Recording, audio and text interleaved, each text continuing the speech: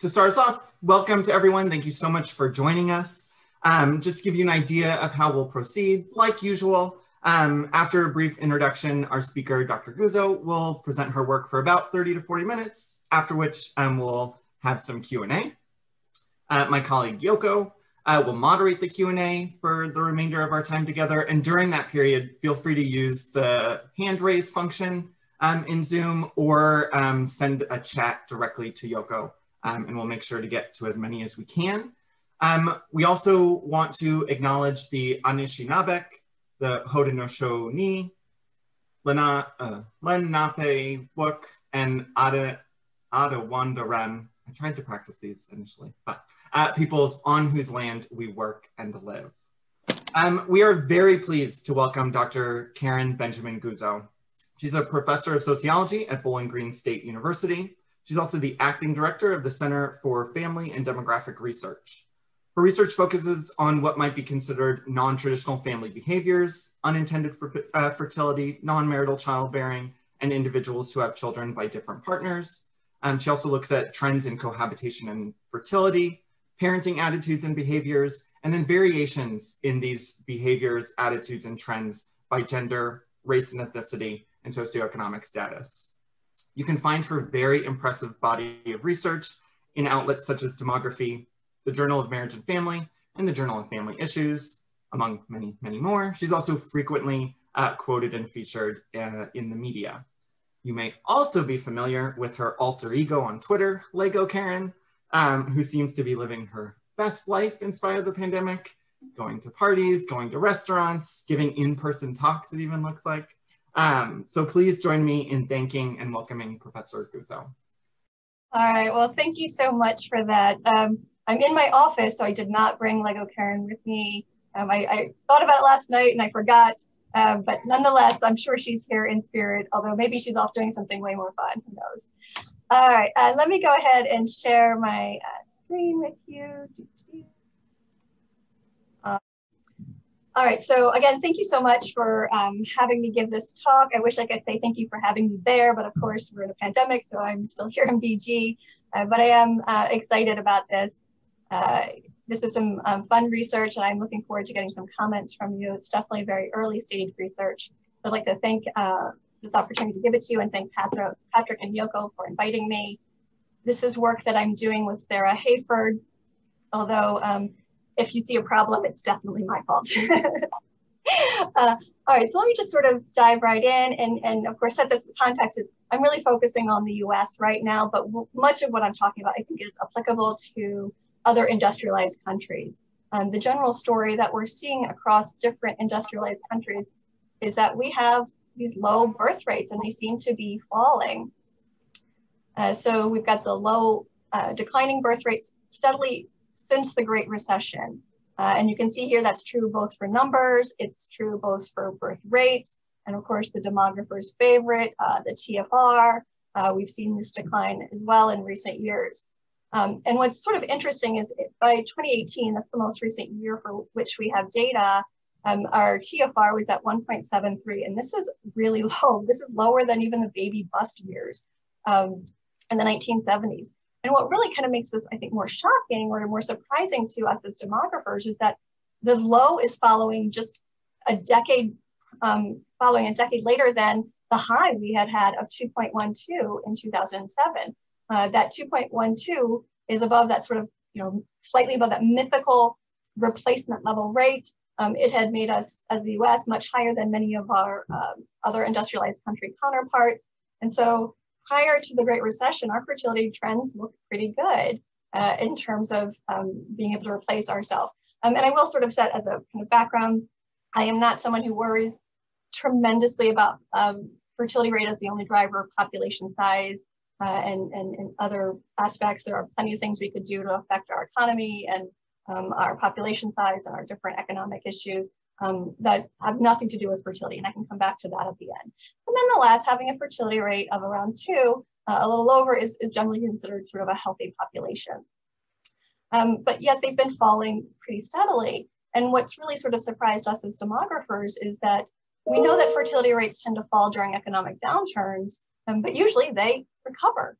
So when the economy improves, fertility rates bounce back up. And you can see this in a lot of the pieces that came out in the few years after the Great Recession. And so I'm highlighting one piece here. It's typical of kind of the writing that we saw after the recession. This is a piece by Andy Cherlin in the Annals. And so what they had said was, yes, there was this drop in fertility during the Great Recession and shortly after, but it's probably just a timing issue and people will recover. If as long as ideal family sizes and what people want to have remain small, people have plenty of time. So the economy will get better and then people will be able to recover those births they just sort of held off on for a couple of years. And lo and behold, of course, that's not at all what happened. Part of the story, of course, I think is that when we talk about the economy improving, we really need to make sure that we're understanding what we're talking about with the economy. So the economy is not just the stock market, it is not just GDP. And so for young people in their childbearing years since the Great Recession, they are not experiencing this awesome booming economy that many politicians tout. And in fact, you can see that here. So today's current 18 to 34-year-olds are more educated than 18 to 34-year-olds were in the past. You can see that sort of in this first figure here, but they have less money. They're making less money, they're earning less. There's a huge difference. And of course, this is in the immediate post-recession period, so they really are suffering. But you also see that in issues like student loan debt. The United States is sort of a rather interesting story and unique story about how people are entirely supposed to fund their own higher education. And state shares of instruction with them, even for federal and state institutions, we're not getting the money and support that we used to. So this has been shifted over to students. And so today's people of childbearing age, they're really feeling kind of crushed by the amount of money they owe for student loans. And this probably translates into their inability to reach what we think of as kind of the milestones of adulthood. So finishing school, getting a job, being financially independent. These are all things that we consider kind of what you need to do to be an adult. And people in surveys would report those should happen in your early to mid 20s. And yet, if you look at the percent who have been able to do these things, you're talking less than half. And this is what's happening, that young adults, people in their childbearing years are really sort of struggling. And so I think some of the cohort differences we're seeing and fertility trend differences we're seeing are driven by the cohorts who are having more of their years of childbearing after the Great Recession. So the decline in birth rates that we've seen over the past decade or so has led to tons of concern, lots of hand-wringing, lots of melodrama. Headlines like, will the fertility rate collapse ever end? I mean, obviously, yes, it's not going to get to zero. It's not going to go negative. Are we going to hit a demographic time bomb? No, we're not. What are the implications for low fertility for the economy? And I think some of the causal ordering here is wrong in pieces like this, although full disclosure, I was interviewed for this piece and I was like, that's not what I'm saying at all. Nonetheless, you know, we have kind of these really melodramatic stories that are coming at the end of babies. And that's probably not really what's happening. What's happening is a couple different things, and much of which of this centers around changing patterns of childbearing. And so if we want to understand what's happened in the past 10 years, we have to think about what do people want and how is it shifting when they are doing what they want in terms of childbearing. So we have to look at kind of these longer trends. I think that can help give us some insight into what might be happening in the future. Certainly, we are all aware that fertility rates are changing across different age groups. So there's long been an increase in birth rates for women over 40, women in their late 30s, even in the early 30s, maybe a bit of an increase. And the real story has been just this decline among teens and women in their early 20s, and maybe a slight decline here too for women in their late 20s. But really, much of the decline of fertility is a decline among young adults. So teen fertility and fertility in the early 20s is in fact quite sensitive to the to economic conditions. But we can see this in other ways. Among first-time mothers in 1980, we have this lovely shape here where you've got the cluster of births happening really in the late teens and early 20s. By 2016, you start to have this bimodal, or you at least see this bimodal distribution where you've got some people who have it earlier, and some who have it later. And what you can think about when you look at differences like this in here is that if you're looking at age-specific rates, which is what goes into TFRs, is that really going to get us what we need? So as I'm sure most of you know, or many of you at least who are demographers know, that the TFR is kind of an estimate of how many kids we think people will have in the future, but it's really a hypothetical measure that assumes women of childbearing age will experience the rates of other age groups currently when they reach that age in the future. So it assumes that people like my teenagers will have they will have the fertility rates of 40-year-olds when they are 40, but that's 30 years away, 25 years away for them. And so when there are rapid changes in fertility timing, TFR is not really a good way to predict what happens in the future. Certainly there have been different statistical and demographic adjustments to TFR to kind of account for this, that account for timing and spacing and parity. But what the real story is that predicting fertility from TFRs is really difficult, in part because we need to think about what goes into fertility. How do people make childbearing decisions? And there are two things we need to think about, and we can't always measure both of them and put them together to understand fertility the way we would like. One is that, what are people's fertility goals? Do they actually want to have kids? Do they intend to have kids? And the other is, how likely is it that they're going to be able to realize these goals? And that's where the tricky part comes in, and where we worry about what's happening socially, economically, and culturally that might influence people's ability to realize their goals. So I'm not going to spend a lot of time on the theories that talk about this, but one of the things that we really think about as demographers, we have a ton of theories about this. Many of our most prominent theories in this research about where fertility go assumes that the best predictors of how many kids people will have is how many kids they say they plan to have or what they want to have. So we've got theories of planned behavior, the traits, desires, intentions, behavior, that basically they're pretty good predictors. It turns out they're pretty good predictors in aggregate, but not for individuals. There's a lot of variation here. And then there's sort of other theories and approaches that come into the more recent theory of conjunctural action, which takes into consideration not just do you plan to have a child, but how do you respond to a multitude of situations and how might that influence fertility? So if you find yourself with an unintended pregnancy, is abortion acceptable to you? Are you very religious? How would it influence your job, your partnerships, your relationships with your parents? Do you have access to family planning services? And so that there's a whole lot of things that go into childbearing decisions, not just whether you want to have a child.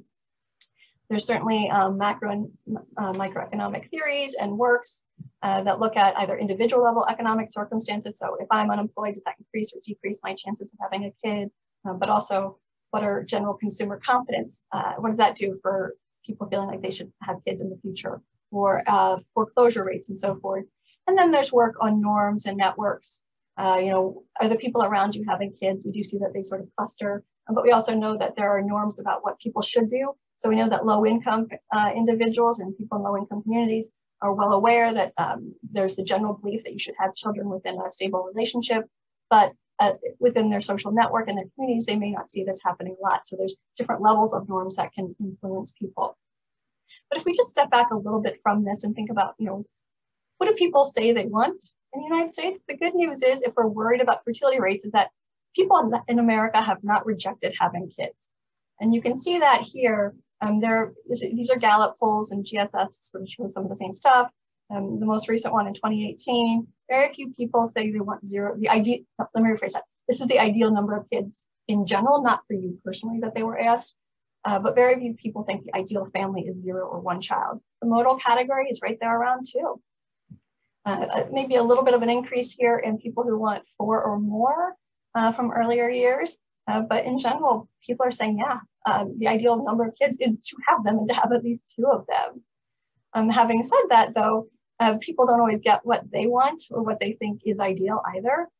So if you look at some work across different countries, so this is work that compared different individual level surveys where they asked individuals, how many children do you intend to have?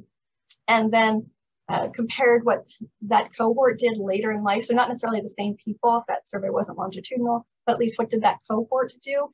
And what you can see is there's usually a fertility gap, with the exception of Poland. So most countries in their 20s, young people in their 20s say they want to have between 2 and 2.5 children, and on average, the cohorts often don't reach that. So what happens is underachieving fertility goals is pretty common. And so if we're worried about fertility, we need to figure out what's the difference between what comes into play between what people say they want and plan to do and what actually happens. Maybe that hand goes down that way. So it's pretty common for people to underachieve their fertility goals. And you can see that too. This is cross-sectional data with the GSS in the United States. But I do want to point out here that if you look at kind of the time frame here, there has always been underachievement of goals. So this isn't something new. It might be getting bigger, but it's not new. And so there's always been between 15% and 25% of cohorts that are having fewer kids than they think is the ideal number. This isn't, the GSS gets a lot of attention, I think, in blogs and maybe the popular media, but it's not a great data set for really studying fertility because it has pretty limited measures, quite frankly. Unfortunately, though, there's not a lot we can otherwise do to track fertility goals and actual fertility among Americans, because we don't have the right kind of data. So what you need are data that ask people what they plan to do in the future, and then actually follow them to see if they're doing it. But you also need to be asking these questions with different cohorts. So not just what is, what did like the 1979 NLSY does this, and you can track that, but we don't have an analogous survey that does that for different cohorts because the NLSY 97 didn't actually ask fertility intentions or goals early in the life course, so you can't see if people got where they wanted, which is sort of a real drawback. And so what I'm doing here is trying to make the best of the tougher situation. And so the NSFG, the National Survey of Family Growth in the United States, is probably the most widely used data on reproductive behaviors and reproductive intentions, both intentions for births that have already happened. So was this an unintended pregnancy, but also was this, do you intend to have children in the future? And how many kids, of course, do you currently have? So it has lots of good data on fertility goals and fertility behaviors. And just to kind of, just a little background, as I'm using the term goals kind of broadly. So that's desires, intentions, expectations, preferences, and so forth. But anyway, so the NSFG is a repeated cross-section. So we can't really use it the way we would like, but I'm trying to get creative with the data that we have available to us. And so I'm using synthetic cohorts. So not only am I following a synthetic cohort, I'm actually following a bunch of them to try to look at not individuals change over time, but what cohorts say they wanted at one point and what do they end up with later, and can we compare across different cohorts and within cohorts. So I've got kind of two really basic research questions. Are there differences across and within birth cohorts and fertility behaviors and goals? And so I'm focusing on childlessness, children ever born, and then what I'm calling total plus actual intended parity, and I'll explain that in just a minute. I'm looking at this for both within cohorts and across different age groups. And then are there differences across and within birth cohorts and unfulfilled for fertility goals? We're looking at do people want to have kids and do they plan to have kids? So what I'm doing here, as I said, is using the NSFG, the National Survey of Family Growth. This is a nationally representative data set that is repeated cross sections. So I'm starting using the repeated cross sections with the 1988 wave, which is women 15 to 44. Then the 1995 wave, same group. In 2002, they added in men to this survey. And then 2006, they started switching to what's called continuous interviewing, which means quite literally they are continuously interviewing, and they release batches of data in roughly 2 years in 2-year groups. They recommend that you analyze things for a 4-year period if possible.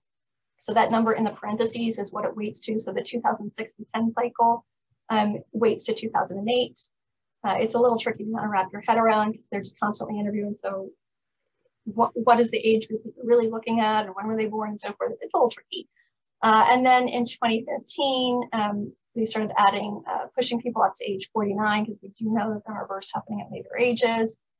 But I actually dropped those people, and I'll tell you. Because what happens is, so when I created cross sections, I got all these cross sections, put them together, identified birth cohorts based on dates of birth. In the 2015 data, they stopped releasing year and month of birth, but I do have exact or whole age of birth, whole age period. So 25, 26, 27, and year of survey, so I can get close. It's imprecise, but I can match people to what birth cohort I think they should be in. But I dropped those 45 to 49-year-olds because I don't have a cohort to compare them to, so only one cohort that gets up to that age group. But the other thing is that the data are a little wonky, so I'm not sure what's happening. I don't have enough parents in the 2015 to 2019 age group who are 45 and older. So I'm trying to still figure that one out. So just pretend that's not there. And then I also removed the foreign born, because we know this is a pretty long age span or time period. And so there's definitely been changes in immigration that play into some of our fertility levels. So I end up with about 80,000 respondents. So as a demographer, I just do sort of regular birth cohorts, 5-year birth cohorts. The first birth cohort is the 1940 to 44. That's the oldest age group in the 88 cycle. And the youngest age group in the 2015 to 19 cycle are those born in 2000, 2004. That gives me 13 birth cohorts in total. And then I use 5-year age groups. So 15 to 19, 20 to 24, so forth. And this just uses age at the survey. So they're put into a birth cohort based on their year of birth. And then they're put into an age group based on the age they reported. So if you look at the different cycles here, you can see that in the 1988 cycle, the youngest people were born in the 70s. And then in the 2015 to 19 cycle, the oldest group were born in the 70s. So that's one of the few groups I can really follow sort of forever if I just use cycles. You might notice that here's some pretty small n's. Because I kind of convert everything over into age groups as opposed to calendar years, because the calendar years don't make a whole lot of sense because they're continuous. So I have years really 2006, 2007, 2008. It's sort of hard to wrap your head around what group you're talking about for birth cohorts. So I switched over to using age, and age looks pretty much more understandable, I think, much more intuitive. So I've got cohorts that I can follow that have observations that throughout their childbearing years. And so what I really want to point out, though, is if I go back to here, if the recession is, right around 2008, give or take, period, you've got some cohorts that are going to experience almost all of their childbearing years because everyone is a minimum of 15 to get into the NSFG. So we're going to have most of their childbearing years or much of their childbearing years after the Great Recession. I want you to kind of keep that in mind because that really seems to be sort of a split point. All right, so I've got, as my fertility measures, I've got parity at the time of interview, which is basically children ever born, and I can also just sort of dichotomize it to childlessness or not. But there's also some great measures about fertility intentions, and the nice thing is they've asked these questions really the same way, and they've been harmonized, so they're cleaned by the NSFG folks. They're cleaned the same way, so I know whether or not they intend to have a child. Yes, I intend to have a child. No, I don't, which includes all the people who are either sterile or partnered with someone who is sterile. And people who answer don't know. And for those who answer yes, they're asked how many more kids do you intend to have? And I can put these together to create this measure of total actual plus intended parity. So children ever born plus the number of additional kids they intend to have in the future at some point. Then beginning in 2002, they also asked this question, what I'm calling sort of fertility desires, or whether they want to have kids, basically if it were possible. So this is asked of people who are sterilized, it's asked of single people, it's asked of everybody. If it were possible, would you want to have a baby in the future? And so they could answer yes, probably yes, no, probably no, or don't know. I'd love to tell you that I can do some really cool stuff with the don't knows, that might get into ambiguity and so forth. The reality is it's really rare. Less than 2% reported don't know for their fertility intentions, and less than 1% for fertility desires. So I sort of drop those when I use these measures, just to kind of keep you aware. But what I think is also interesting is you can combine whether people want to have kids and whether they actually intend to have kids. So I can put these variables together to look at who are people who are kind of giving up on what they want, which I think is sort of an interesting group.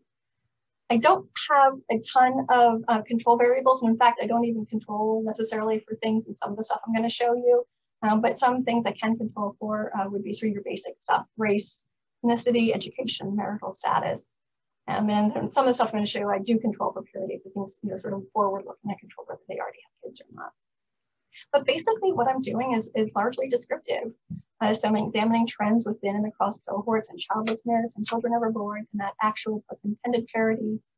And what I can do, what I think is sort of interesting, is look at, take this cohort approach and look at actual intended parity at age 20 to 24 and compare that with what this cohort did or how many kids these cohorts have at 40 to 44 to measure sort of a fertility gap between what people had wanted, or sorry, intended early on in their childbearing years and what they've actually achieved. And I can also look at who at age 40 to 44 still intends to have kids. So who is still trying to achieve their goals, but also who wants but is not intending to have kids, so who's sort of given up on what they might have wanted earlier. So I only have 4 cohorts that I can really look at who have the 20 to 24 and the 40 to 44 age observations, but I think it's still something. And then I can also look at desires and intentions across age groups for younger cohorts. So might we see that people in their 30s or 20s in younger, or sorry, later cohorts, those born in more recent years, are they downgrading earlier? Are they abandoning fertility earlier? I look at this separately for men and women, and everything I show is weighted. All right, so finally some charts and results and fun stuff. All right, so this is a mean plus actual intended parity among women by birth cohort. So you can see here there's a ton of lines. It's messy looking. I'll kind of walk you through it. And I am not a data viz person, so this is the best I can do. But I'm going to work on cleaning these up so they look prettier at some point. But I'm working on my graphing skills. I am not an R person either, so I gotta get into that. All right, so the general story, I think, is that for most cohorts, you see they're pretty close in their 15 to 19 years, around 2 to 2.25, 2.05 to 2.05. There's a peak for many people, for many cohorts in the early 20s, and then it declines among that as people's lives go forward and they kind of downgrade and life happens and you realize, here's what's really going to happen for me. But I do want to point out that some of these differences, as you can imagine, are quite significant. I didn't show confidence intervals here or any other indicators of significant differences because it got really messy, as you can imagine. But yes, this is the 75 to 79 cohort. It's a pretty big difference, relatively speaking. These are significantly different than, say, at the 95 to 99 cohort. In the 95 to 99 cohorts, the only one that we see, that we have observations for, that we see that doesn't have that spike up in the early 20s. So they're already lower to begin with, and they go down. They exhibit a different pattern. We see something similar for men. There are fewer lines here because there's fewer observations because they didn't start interviewing them until 2002. A little more noise, I think, going on here, but some of the same patterns. But here you also see that even for this the 90 to 94 cohort, they do not exhibit sort of an uptick, but instead of a downturn early on in their fertility goals. But I wanted to show you this to show that, yes, some of these differences are statistically significant, that they are much higher for sort of the 75 to 79 cohort than they are for the 90 to 94 cohort for age 25 to 29. But if you look at it sort of slightly differently, there's not a ton of variation. It's all about your scales, right? And so here you can see that most women want above 2 kids. It's firmly above 2. And by the end of the years, it's basically still, around 2. Here we go. So there is this variation. There are significant cohort differences. It peaks around 20, but it stays around 2. Women at least want 2 kids. Story for men, when you change the scale, it's a little bit different. Maybe there's a little bit lower range here, maybe slightly below 2, but again, you're pretty close to that too. So people want 2 kids. That's what they plan to do. That's what they intend to do, especially in those early years. They want more than 2 kids. Let's see what happens. Do they get them? Maybe. But just, in case you're worried about kind of the distribution, that maybe mean isn't what we should look at. You can see here, this is, categorizing it. So how many people want no kids? It's still pretty rare. Maybe this most recent cohort, so this is at the 20 to 24, 1 in 6 say they want 0 kids. But for the most part, people want kids. And you still see that 2-kid norm is pretty strong there. That's what people think, that's what they say they intend to do. A not insignificant portion say they want 3 or even maybe 4. Same story for men. Men generally say they want a few less kids, but slightly less, but it's statistically significant and maybe not substantively meaningful. And sort of keep that in mind. But again, you're not seeing a ton of people who are saying they want no kids, and not even a whole lot who say they only want 1. But whether they're getting it and whether they're getting at the same pace as other cohorts is a bit of a different story here. So here's that 2-kid line here. By the end of the childbearing years, for the cohorts that we can observe, you see people are getting to be around 1.9 to 2.1. So that's pretty good. It's getting to roughly what people say they want on the cohort level.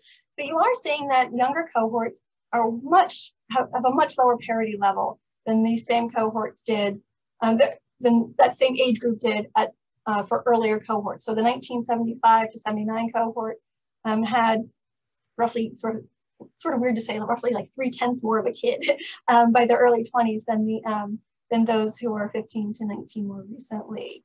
And you see the same story for men. The men's fertility schedule is always a little later than women, but we still see again that they're getting there. They end up less than 2, although, I mean, and one thing you might think about for men too is that maybe the 40 to 44 age group isn't the right stopping point.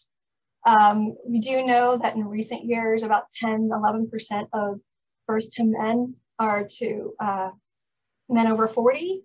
So maybe cutting it off at 40 to 44, we're missing more. For women, it's less than 3.5% are over 40. So there is definitely a different age schedule for men there. We also do have some worries about kind of the accuracy and completeness of male fertility data. Men are in our samples, for instance, if the NSFG doesn't include incarcerated or institutionalized individuals or people in the military, so we might be missing some of those folks. Or people are maybe underreporting. Still, we do see that there is these cohort differences, that younger cohorts are behind earlier cohorts in terms of their fertility, their achieved fertility, their children are born at any given point. Here, I'll go through this sort of quickly. We are seeing again some of these differences. This is the proportion childless. So at what point do 50% of the cohorts have kids? For most of the older cohorts, it's by the age 20s. It's not looking like it's going to be that way for these later cohorts. They're not going to have 50% of them having kids by their late 20s. They're on track to be at a later age and even later for the most recent cohort. So this is that fertility decline. These are young adults putting off having kids. Whether they get to catch up, that's sort of the big question. But by the end of the years, we're still talking not a ton of childlessness, so 14 to 18%. For men, it's higher in the later years, so it's about 20 to 25% here at age 40 to 44, although they, again, sort of have more time to do so. But you're seeing, again, these big cohort differences. So the fertility schedule is different. So it took men to be about age 30 to get to half of them have had kids. But you're seeing, again, these other cohorts might be on a real, their trajectory is not looking favorable for them getting to that point. I'm going to skip this next graph to kind of, in the interest of time. And so this is a cohort level figure. So these are not the same people who are, how many kids they said they wanted at 2024 and had those same people interviewed at 40 to 44. But the cohort level, what I want to point out is that the 1960 birth cohort, they intended to have about 2.4 kids when they were in their early 20s, but only achieved just slightly over 2. But this gap that has existed, it's not new. So it's here for all these cohorts. It varies a little bit, but a cohort gap is not new. It will likely be bigger for later cohorts. That's what we're worried about, is the gap between what people intended to have early in the life course and whether they actually got there by the time their childbearing years were done. That gap's going to likely grow for people moving forward, given that they are not as far along in their fertility behaviors and their completed, or children ever born at younger ages as earlier cohorts were at those same ages. This looks at, I do control for marital status, education, race here. This is actual sort of an analysis here, but I really want to point out for people women who are 40 to 44 who are childless, this middle group here is what I want to look at. People who want kids, but they don't intend to have them. This is pretty sizable. So people who get to their 40s have largely, there's a large group who say, yeah, I wish I could have kids, but it's not going to happen for me. And these are people that you kind of wish that you want to know why it didn't happen earlier and what we could do to help them have kids. But there's still a fair amount of optimism here for them wanting to or intending to still have kids in the future. There's this very small group of people who intend to have kids but don't want them. Like, it's super small. I group them here. I don't know why you would intend to have kids but not want them, but you know, whatever floats your boat, I suppose. For men, a lot more men are anticipating having kids in the future in their 40s. They think it's going to happen. And what happens is that these men are much more often paired off with women who are younger than they are. That's how they're able to do it, of course. All right, so the other question I wanted to answer is, are later cohorts less likely to want or intend kids at earlier ages? And so these are multivariate too. They control for parity themselves, marital status, education, and race, ethnicity. And so basically, you know, who wants kids and who intends kids. So you can see here by age, and this is the proportion who wants kids, controlling for marital status, the number of kids they already have, and education, race, that you're talking 90%. And these are the different cohorts and the confidence intervals. And I know confidence intervals aren't everything, but they largely suggest these are probably not statistically significant differences in whether they want to have kids. The proportion who wants to have kids declines over age as people age older. And maybe some of these differences are statistically significant, but probably not. And so later cohorts are not, more recent cohorts when they're at younger ages are not giving up earlier on wanting kids. But what I will say is that the proportion who wants kids versus the proportion who intends, which is this next one, if you kind of toggle back and forth, as things move to the left, that is a lower proportion who actually intend to have kids. So you've got a bunch of people who want to have kids and a pretty big gap of people who intend to have kids. And so this gap starts to emerge maybe in the 20s, in the late 20s, but by the 30s, there's a pretty sizable, roughly 20 percentage point difference between people who want to have kids and people who intend to have kids. So by the 30s, people are already realizing that their life courses are not taking them in the direction that they're going to be able to achieve the goals that they had earlier in the life course. And I think that that's important. I think what we need to think about is what's happening in the 20s that really starts to let people say, make them feel like they're struggling. We see the same story for men, maybe a little more differences here, but most men say they want to have kids, especially early on. As they get older, they're less likely to, because you start to sort of say, I've got other things going on, but there's still a fair number who want to have kids. And there's still a fertility gap in terms of whether they want to, but do they intend to? It's smaller for men than it is for women because they still think they have time at any given point, because men often partner with women younger, they still have more time. But there's not a huge evidence that younger cohorts are exhibiting totally different patterns of fertility desires and intentions. It's really, the story then becomes, can these younger cohorts achieve them? And so I'm going to sort of wrap it up here, which is, yeah, there's some evidence that recent cohorts do intend to have fewer kids on average. And it does seem especially pronounced for these more recent cohorts, the ones who have experienced the bulk of their childbearing years after the Great Recession. Having said that, these are statistically significant differences, but not always super substantively meaningful, because intended family size for women remains around 2 across all these cohorts and across all these age groups. For men, maybe it's a little below 2, but it's still there. But what we're seeing is that there is these unrealized fertility goals.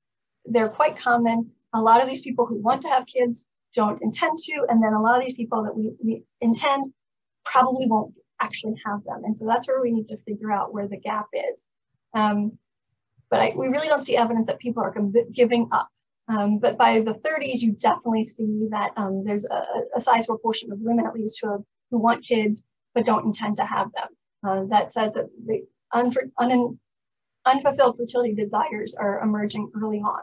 We can identify those and we can try to figure out what to do about them. So where does this leave us? I will tell you, of course, that having 10 straight years of fertility decline, all other things equal, then you would predict that next year would decline too at the aggregate level. And of course, everything I've presented to you is the pre-pandemic, right? And so the pandemic will just absolutely accentuate the decline. It's going to exacerbate it. It's going to be dramatic. There's really very little doubt about that. It will happen in unequal ways. There'll be people who can't have their kids who can't have the kids that they want, and people who are doing okay, you probably can. And so I think the pandemic is going to say that. So reveal some of that. So we know that there are disadvantaged groups and race ethnic minorities, and people in certain states, even for that matter. But there are people who are not doing okay during this pandemic. And there are people who are actually doing kind of okay. I mean, I'm not of childbearing age really anymore. That's over. But I still have a job. I have my health. I can work at home.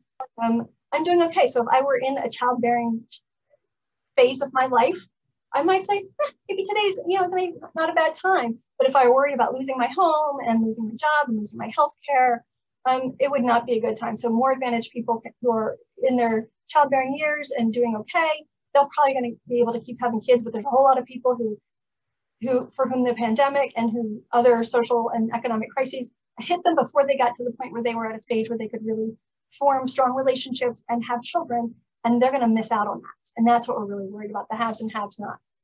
So if we want to raise fertility rates, and I'm not sure that needs to be a goal in the sense of our rates are too low at the national level, that's going to destroy the US. I'm less worried about that.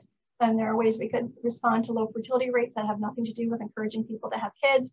But to me, the goal should be if people say they want to have children, and here are the circumstances under which they want to have them, we could help that. We can help people realize their individual goals. And that, of course, would have the side effect of raising fertility rates. So if people are saying they want to have 2 kids, how do we get them to the point where they feel like they can do that? We need to address the cost of child rearing. The pandemic has definitely laid bare the importance of family leave and maternity leave and so forth. Parents, and particularly mothers, are struggling right now with childcare. You cannot have a career and parent your children full time. It is so difficult. So parents of young children are really struggling. But we also need to think about other things that might not seem on the face of it to have anything to do with sort of a pronatalist or family or fertility effect. But if you're a family scholar, you'll say that all policy is family policy. So if we could address the student loan crisis and the cost of higher ed, if we could figure out housing affordability, if we could make people feel comfortable with their medical bills and have stable access to healthcare. The rise of the gig economy and shift work is supposed to increase flexibility, but it also means you might not know how much money you make next week, and you might not have any benefits. So we need to protect and sort of move forward on those things. And then the pandemic has really laid bare, I think, too, the role of gender inequality and how much work that women do to maintain families. And so, as Jessica Clarko said in a recent interview, the US doesn't have a social safety net, we have women. And so women are struggling and they're like, I can't do more. And that might mean I can't have more kids, even if I want them. And so I think there are things we can do. It's whether or not we do them is a different story. I'd like to think we will. All right, so I'm going to stop there. And I just want to say thank you so much for letting me talk about all these fertility things. I enjoy this and my family is tired of hearing about it. So it gives me an audience that actually wants to hear it maybe.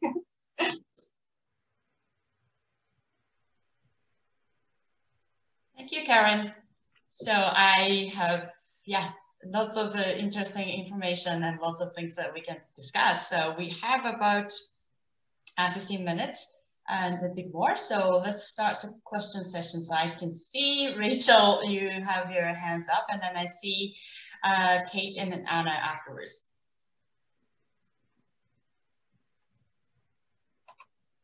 Rachel, can you unmute yourself?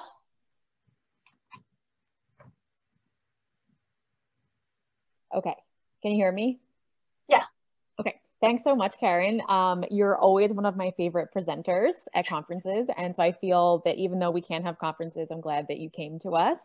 So thanks so much. I was just having a similar conversation about fertility decline in Canada with a couple of my colleagues last week. And I guess I just want to I don't know, talk about sort of these cross-national differences a bit. As you know, or as you might know, Canada has lower fertility than the US. We've sort of been in the 1.6 to 1.8 range since the 70s. And also since 2008, there's been a decline in TFR. And in 2019, we reached the lowest point in a very long time of 1.47. Right, which is super low. And so I was just talking to Rod Guzzo about this, who's been talking to CBC and then the StatsCan people. And basically we see the same trends that like there are real big declines in fertility in teenage years and in 20s. And then the increases in the 30s are just no longer making up for the declines in earlier years. And so I think this is just like so interesting how even though the country contexts are so different, like we're actually seeing the same thing up here and then also in Finland and in Sweden, who have also seen declines since 2008. So like, I guess I sort of wondered what you think about these sort of cross-country comparisons, the fact that we've seen in so many different countries these declines since 2008, and like whether there are any examples you know about which haven't really followed that rule, and sort of what you think about sort of the broader cross-national picture here. Yeah, it's a little tricky because we'd love to say, oh, well, and what we used to do, 5-10 years ago, would be like, well, look at the Scandinavian countries, and they have better access to higher education, and they have better access to childcare and so forth, and their fertility rates are great. And so now that they're declining too, we're like, it makes it sort of difficult to say that these are the claims or the things that will work. And I think there have just been some really big shifts in people's sort of certainty about the future. And, can you make a good life for your family and a good life for your, not just yourself, but can you be a good parent? And what does it take to get ahead? And what will the world be like for your children? And there's talk about kind of the environmental concerns. I haven't seen a lot of empirical evidence that suggests people are really worried about that, but that becomes, I think, sort of a third level. So I'm worried about, what happens in the future. There's so much political polarization, and on a global scale, there's, different countries are in conflict, and they're reactionary groups, and things are changing. I think that everybody has this sort of post-recession uncertainty. Things did not go back to normal, right? After that, I think the U.S. is sort of unique from what I can understand, though, is that we still have a higher intended family size than a lot of other countries do. Right. So part of what's happening in other countries is they are seeing declines in their fertility intentions early on, that people say they want, that the average might be 1.2, or sorry, 1.5, 1.8. But for us, it's up there, it's above 2. So there's still this big gap. Yeah, but I think people, in some ways are wanting smaller families. I don't know if the US might be an outlier in that, maybe because of our religious compositions there too, but it will be interesting. And then I gotta say, I've had a hard time doing my research starting last summer, because I was like, well, all my data is from pre-pandemic, and man, the pandemic is just throwing everything out the window because everything is so uncertain. So yeah. I wish I had concrete answers for you. And I think this is a discussion that we keep having because we don't know.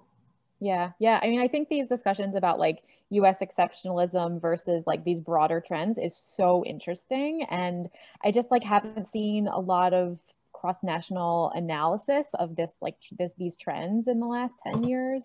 I guess like intentions and behavior, and then like, these later cohorts, like do they intend to have way fewer kids? What countries is that? What countries? I think these are just such important questions. Yeah, I mean, I think it's, at least in the US, it looks like they still want or intend to have around 2 kids. But maybe what's different that we don't get in any of these surveys is strength of that intention. Right. Of course I'm going to have 2 kids. That's what people do. So maybe but in the United States, people feel that more or less strongly. So I think attitudinal work, there's going to be a new round of, there's the GGS coming out or going into the field now-ish, I think. Another in, I think 2022, the ISSP program is going to do another one of its gender and family rounds of stuff, which might ask people questions, how important is it to have kids? And, are people who have kids having meaningful lives? Of course, whether you have kids or not, you have a meaningful life, but asking those questions at the aggregate level might help people figure out how important, whether there's been these shifts in whether kids are important. Yeah, I agree. Cool. Thank you. Okay, so I have Kate and Anna and then Anders in the list. And so for those who want to ask questions in chat, you can do that too.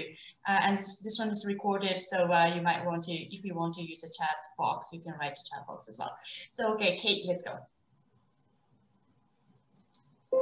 Thank you very much for a fabulous talk here. And like Rachel, your talks are also must go see at PA for me. So I really enjoyed your talk. I had two questions. The first question has to do with immigrant fertility. I realized that, and understandably so, you restricted your analysis to US-born individuals to facilitate a comparison and not have things like immigrant selectivity affect your numbers. But for a long time, immigrant fertility, particularly Hispanic immigrant fertility, has sustained the TFR rates of the US at high levels. So my question was, how would your results look different if we are to actually take into account immigrants inside your particular sample? And I'm particularly interested in the levels of unrealized fertility for an immigrant population. That's a good question. So I haven't looked at them specifically because I just sort of put them out at this point because I knew that the cohorts would look differently depending on, you know, whether they're foreign-born in there because of timing of migration too. But yeah, so foreign-born Hispanic women in particular have in fact propped up the US fertility rates for quite some time, and they have often higher fertility intentions too. They want slightly larger families. So I would anticipate that you would see kind of everything would sort of be bumped up. But yeah, I'm not sure. To be honest, I'm not sure. And I think in particular, what might be happening in recent years is there has been a shift, fewer immigrants in young adult years coming into the United States because of both the Great Recession, but also a less friendly climate, I'll say that way, towards immigrants. And so it's interesting to sort of think about, but we also know that when immigrants come, it's often kind of their prime childbearing years. And so they might come and have children, but it's not really an immigrant effect, it's just a childbearing year effect, you know, because it's concentrated in early years. So I'm not really sure what might happen. I think that's a good question. But it also makes me think too that some of the early stuff about the pandemic coming out, like there's been huge drops in in births in lots of different states, but the biggest ones are in California and Hawaii that are big immigration states. So maybe people left before things got too bad. Maybe they didn't get new young adults coming in. So immigration plays a huge part, but it's also so tricky to capture the right denominators and figure out, you know, who we're talking about. So that's definitely something I think needs to be explored more. Thank you very much for that wonderful answer. And then my second question had to do with the groups that are particularly peculiar are the people who want fertility, but they don't intend to have children. And then those who intend to have children, but they don't want to look at children. And I was wondering if you saw a differential in terms of the educational characteristics of these individuals, particularly the young. Is it the case that the reason why they want children, but then or later cohorts, but they end up not having lower fertility is because, do you see like a huge educational gradient on that? Particularly, and I ask this because of your comment about inequality at the very end of the talk, as well as your comments throughout the talk about how so many people may feel like they're struggling, so they may actually adjust their both their fertility intentions and actual fertility levels. Yeah, so we definitely know that over time, many people who are childless kind of get to accept that over time, so they downgrade. They're like, oh yes, I still want kids, or you know, they change their mind. So we know that from the NLSY 79. Sarah Hayford's done some of that work, and Alison Gemmell. I controlled. So it says I'm still running models yesterday. So so I controlled for education, but didn't look at differences. I think that's part of it. But what I think is interesting about educational differences is that if you are in your late 30s or early 40s and you want kids, you have access to more things that can help you achieve that. You might, a good chance of being partnered, and you can afford extra help in terms of assisted reproductive technologies. So that's an area I think is really growing, is so who wants kids but can't have them on their own? And there's a real disparity there, that it's a very select group of people. It seems common in the media. So you know, lots of people have kids in their 40s and you hear about this all the time, but I'm like, wow, that costs, as someone who studies it, you know, I'm like in the background, I'm going, that cost a lot of money. And I bet that took a lot of resources and time to do that most people don't have. So there are a lot of people who are less advantaged to get to their older ages, especially now that people aren't, you know, we're seeing declines in marriage and a real sort of divergence of who marries and who doesn't, that didn't find the partner that they wanted to have kids with, but also don't have the resources to have kids on their own. And so there's really kind of this diverging destinies on who's going to get to have kids, that inequality. I mean, on the flip side, though, would be that the well-educated, though, are much more likely to have really identities outside of parenthood that give them, that make perhaps not having children less consequential for them in some ways, because they have crafted these other identities and have other ways of finding meaning. But for less advantaged people, we know that family ties tie into, you know, kind of identity more. Thank you very much for your answers. Okay, Anna? This was fascinating, very, very interesting. It's not my area, but I was jotting down things. So let me ask you, I guess what I think of as the most naive question. This topic of unintended or sort of sub-ideal fertility is sort of appears in this one body of literature. And then we know that there's this other phenomenon, which is that somewhere, and the numbers are staggering, like 30% of live births are unintended, or I've seen higher numbers. How do these two things combine to produce fertility? You know, if every third birth is actually unintended. I'm not looking for any specific answer, but just sort of your intuition for how these two phenomena interact. Thank you. Yeah, so when we talk about unintended fertility, because I have that same thing, so I'm like, you know, we talk about unintended fertility, but we talk about fertility intentions, and one of them's, you know, prospective and one of them's retrospective. And sometimes it's hard to wrap your head around, but what I think is a little tricky too with the unintended fertility is that there's two types of fertility there, which is one of people who wanted kids, just not now. And that's the bulk of the births of unintended births, is people who wanted them, but just later. And then people who have unwanted births. And what we're seeing is a decline in unwanted births. So unwanted births are really births at the end of the childbearing years, so to speak, or at least when you were done. So I have my 2 kids and I'm happy with that. And if I had a third, that would be an unwanted birth perhaps.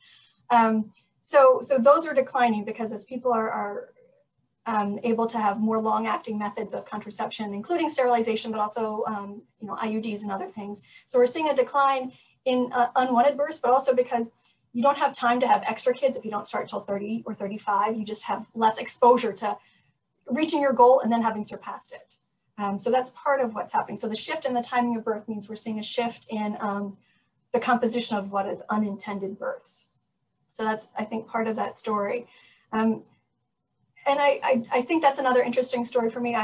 One of the projects I want to do moving forward is how does unintended fertility in the past affect your fertility goals in the future? So maybe I wanted to have 2 kids, but then I had a kid earlier and that changed all my other plans. And so I'm going to have to downgrade everything else because I'm not going to get to where I want it to be. Or maybe you still say, oh, well, I still wanted to have, you know, when I get married and later, then I'll still have my 2 kids with my partner. So I don't know how that works yet. I think that's actually an unanswered question of how does unintended fertility impact, in the past, impact your fertility intentions moving forward. I don't think we know that. Thanks. Okay, Anders? Yeah, thanks for a very inspiring talk. This is really interesting. I'm just wondering, so if fertility rates are kind of associated with insecurity, would it be interesting to study the relationship between change in Gini coefficients across countries and fertility rates? I'm just wondering if the argument that insecurity affects inequality, we should see a decline or a correlation between changes in Gini's and changes in fertility rates across countries. I think you're probably right. I think we should see that. I don't know if the Gini really captures, sometimes it's inequality, but sometimes it's uncertainty, and sometimes more advantaged people feel uncertain because they have a different set of standards. Sometimes they expect this very specific set of circumstances in which to have children. And so you can be well educated and have a good income, but also have a ton of debt, and you're unmarried, and you would never consider having kids outside of marriage because that's not socially acceptable and whatever your social norms group are. So I think that would capture, I think Gini inequality or Gini coefficient would capture some of that, but some of this is to think about sort of what are that there are different social norms across different social groups about expectations for the context of childbearing that we also need to tap into. So I just don't think we have all the measures we need to. So Sarah and I have talked quite a bit about trying to understand the importance of parenting expectations on having kids. So it's not just, so, you know, we know that on average, less educated people tend to have more kids. It's not a huge difference, but it's still there. But you would think that more educated people with more money should, all other things equal, can afford more kids, but they parent differently and they have different expectations about what needs to happen for their kids. And they are in sort of that precarious middle class, not the lower class and not the super high class, but the middle class are particularly worried about getting ahead, and that future generations will not do as well moving forward. So they have some other concerns. So I think the Gini coefficient would capture some of that, but not all of it. So what you're saying is that we should have data on debt? Data on debt. I think student loan debt matters in particular, but I think it's not just whether you're employed, for instance, it's whether you're employed at a job that provides benefits. I mean, I think there's a lot of little nuances. So you know, lots of young people have jobs, but they feel underemployed, or they they get hired as consultants, so they don't have benefits, or they don't have job security. But I think parenting standards also worry a lot too, that the concerted cultivation arguments of what do you need to be a good parent, because your kid won't have the same advantages. So I think there's been enough press to show that current generations are doing less well than prior generations are, that social mobility isn't as good as it used to be. And I think the middle class is very, very concerned about that. So they want to give their kid every possible advantage, and that might mean having fewer kids, for instance, or adjusting the context or timing of when they have them. Well, thank you very much. We've reached the end of our time, so I want to say thank you again to Dr. Guzzo for taking the time and sharing your work with us, and thanks to everyone else for joining us. I'll just note that, so you can put it on your calendars already, our next colloquium will happen in a couple weeks on Friday, February 26th, same time, 11 a.m., and we'll be joined by Dr. Shirley Tate from the University of Alberta. So thank you again, everyone, and have a great rest of your day. Thanks, everyone. I really enjoyed giving this, and I appreciate those comments. Thanks a lot.